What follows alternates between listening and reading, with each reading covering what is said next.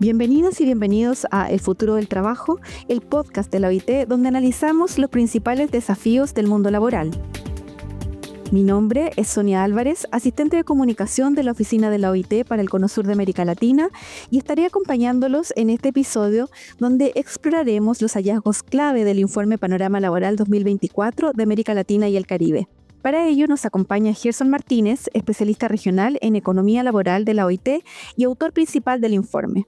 Hola Gerson, bienvenido al podcast. Hola Sonia, un gran gusto poder estar acá para hablar sobre los desafíos y oportunidades del mercado laboral de nuestra región. Gerson, para empezar, ¿cómo describirías la situación actual del empleo en América Latina y el Caribe? Los principales indicadores laborales de nuestra región presentan una estabilidad relativa. En un contexto de crecimiento económico que ha sido también moderado en este último año, la tasa de ocupación del 2024 aumentó levemente con respecto a 2023.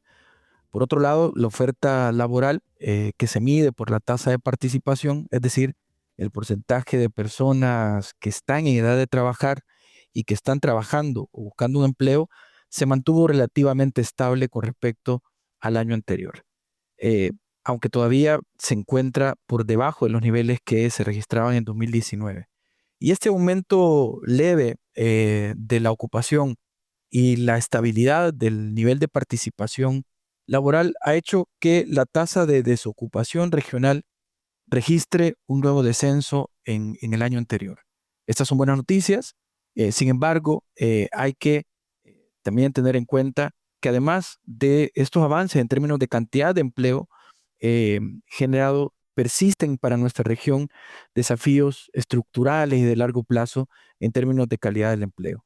Particularmente nos referimos a la informalidad, que todavía persiste como uno de los principales desafíos de América Latina y el Caribe, y también da cuenta de que pese a estos avances leves, existen todavía brechas históricas y brechas en cuanto a la generación de empleo formal de nuestra región, que permite reducir también disparidades que son notables entre países, entre hombres y mujeres, entre jóvenes y adultos. En términos generales, el desafío de la calidad de empleo sigue siendo un desafío persistente.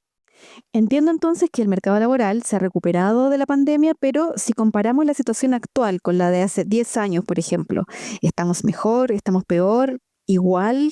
¿Cuál sería tu apreciación al respecto? Efectivamente, el mercado laboral de la región en promedio ya registra niveles que han superado los niveles que teníamos en 2019, previo a la pandemia, con excepción de la tasa de participación, que todavía está levemente por debajo de estos niveles prepandemia. En términos generales, la ocupación, el desempleo, están en niveles mucho mejores que lo que tenemos previo a 2020. Sin embargo, estos niveles son particularmente similares a los que teníamos hace 12 años. Y esto nos indica que pese a las mejoras, pese a los avances que han habido, todavía persiste la necesidad de que nuestro mercado de trabajo, nuestra economía generen una cantidad mucho mayor de empleos que permitan poder cerrar y mejorar los indicadores de forma sustantiva en cuanto al mercado de trabajo. Un tema clave en el informe es la informalidad laboral, que afecta casi a la mitad de los trabajadores de la región. ¿Qué significa que un trabajo sea informal y por qué afecta tanto a América Latina y el Caribe? Efectivamente, la informalidad sigue siendo un fenómeno de alta incidencia en nuestro mercado de trabajo. El 47,6% de las personas que tienen alguna ocupación en nuestra región están en condición de informalidad, y esto es particularmente preocupante debido a las características eh, que implican tener una ocupación informal. Estamos hablando de que alguien con un empleo, una ocupación informal, no tiene acceso a la seguridad social, normalmente está sometido a niveles de ingresos laborales bajos, ocupados en actividades económicas de baja productividad, pero también están no plenamente representados y también tienen dificultades para poder tener acceso a todas las prestaciones y derechos laborales. Por tanto, esto es un desafío central para nuestros mercados de trabajo, que aunque en el último año ha habido una mejora leve, como mencionaba, hemos pasado de una tasa de informalidad en 2023 del 48%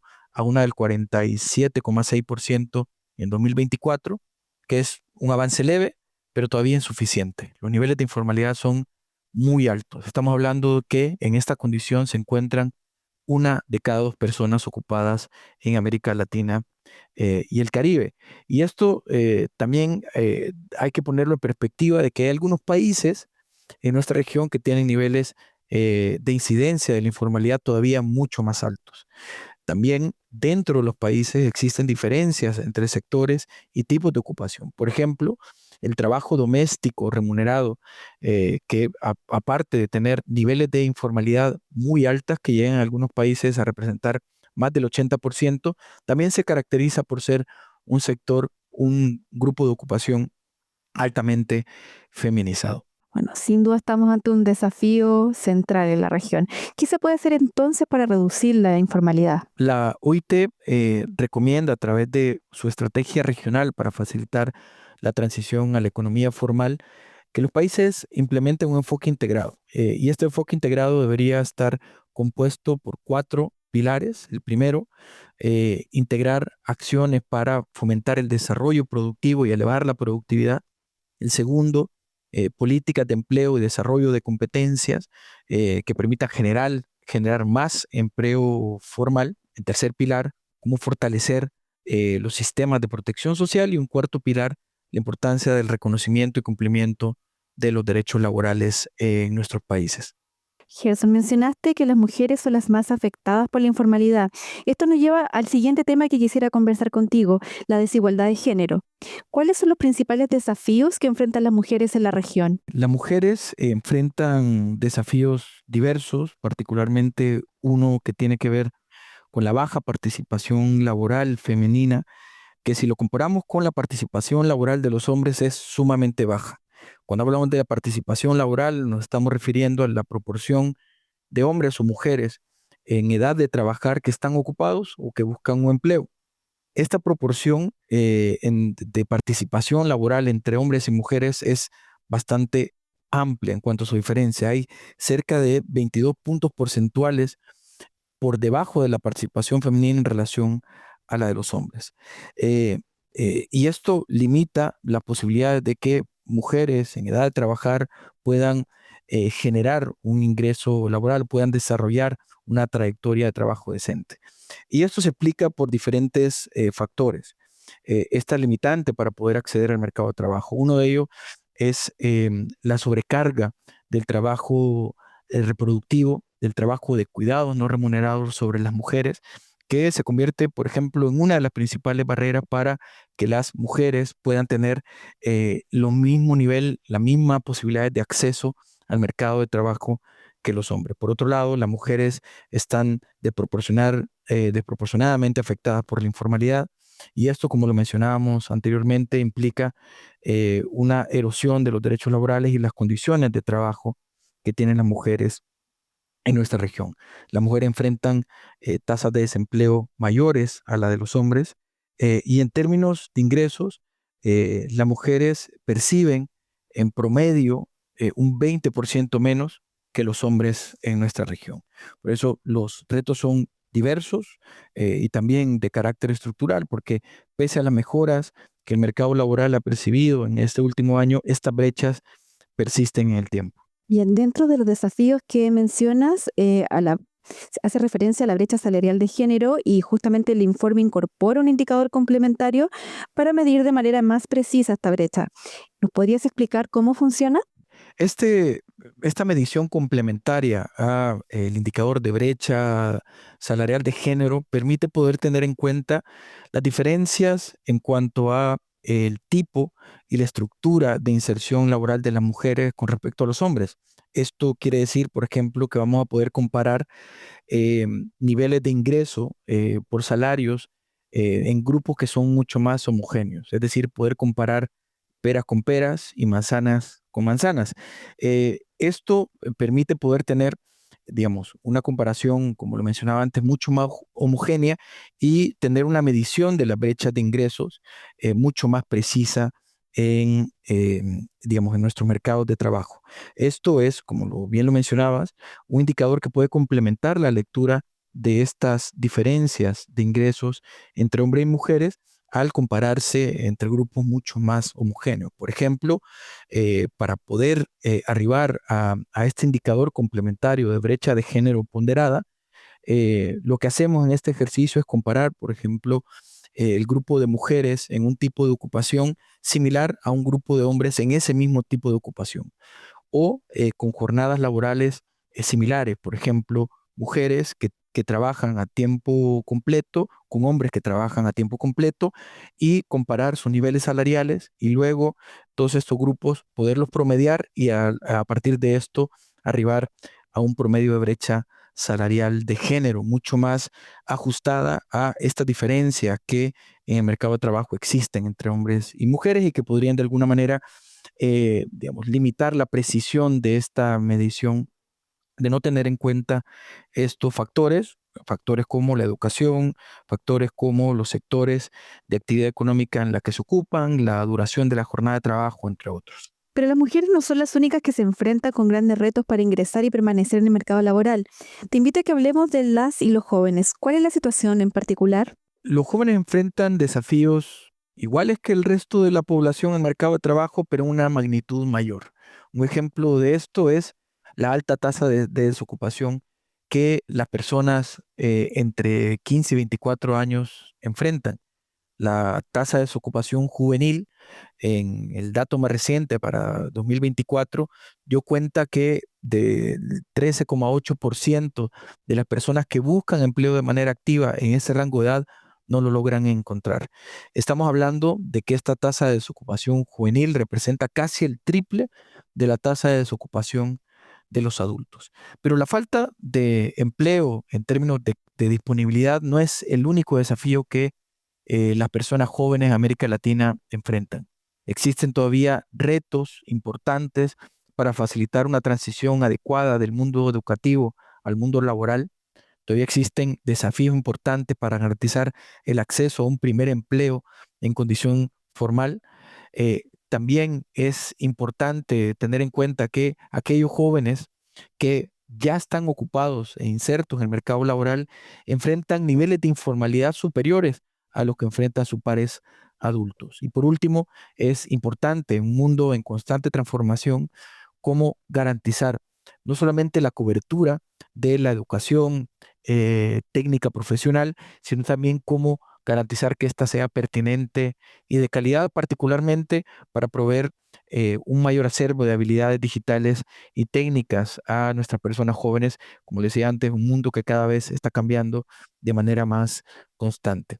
Esto, digamos, además de plantear retos, es decir, este desafío, el empleo juvenil, también nos hace pensar que en nuestra región también se han implementado medidas que han permitido en algunos países reducir estos desafíos del empleo juvenil. Y podemos decir que los programas de formación, los programas de pasantías laborales, de formación en el lugar de trabajo, pero también la implementación de políticas activas de mercado laboral y el fortalecimiento y ampliación de la cobertura de servicios públicos de empleo, es decir, cómo mejorar los servicios de orientación laboral, de intermediación laboral, han generado mayores oportunidades para que nuestros jóvenes puedan encontrar un empleo en condición de formalidad.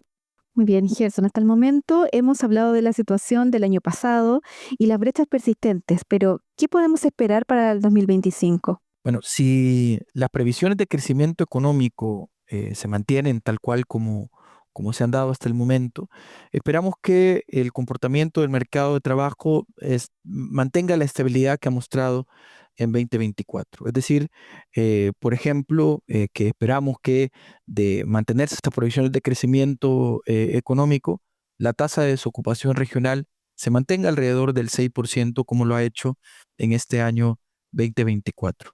Sin embargo, en el marco de esta estabilidad, al igual que como lo hemos planteado en los últimos minutos de esta conversación, será importante acelerar el avance en la materia de generación de empleo formal, pero también abordar estos déficits del trabajo decente que son estructurales y de largo plazo en nuestra región. Me refiero a enfrentar, digamos, el reto de la formalización laboral, de avanzar hacia garantizar una mayor equidad de género, en garantizar el trabajo decente para nuestros jóvenes y por último y no menos importante, tener en cuenta que nuestros mercados de trabajo, al igual que está pasando alrededor del mundo, están sufriendo cambios vertiginosos derivados del cambio tecnológico, del cambio climático, de la transición demográfica y esto además de ser un desafío porque está transformando nuestro mundo de trabajo, también debería verse como una oportunidad para poder aprovechar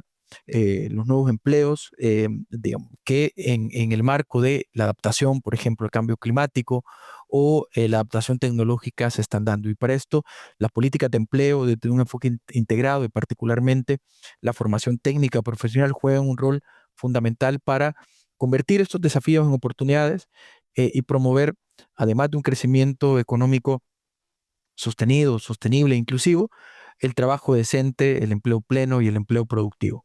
Bueno, ya estamos llegando al final de la conversación y bueno, contarles que además del informe, la OIT está presentando una novedad muy interesante. Gerson, ¿nos puedes contar más? Sí, tengo el gusto de también compartir que este año, junto con la presentación del informe de panorama laboral y en colaboración con el Sistema de Información y Análisis del Mercado Laboral en América Latina y el Caribe, SIALC, un proyecto que ha contado con el apoyo del gobierno de Panamá en los últimos años, hemos desarrollado una herramienta nueva, un dashboard digital que permite consultar indicadores clave del mercado de trabajo a nivel de país o inclusive consultar indicadores del mercado de trabajo para la región en su conjunto.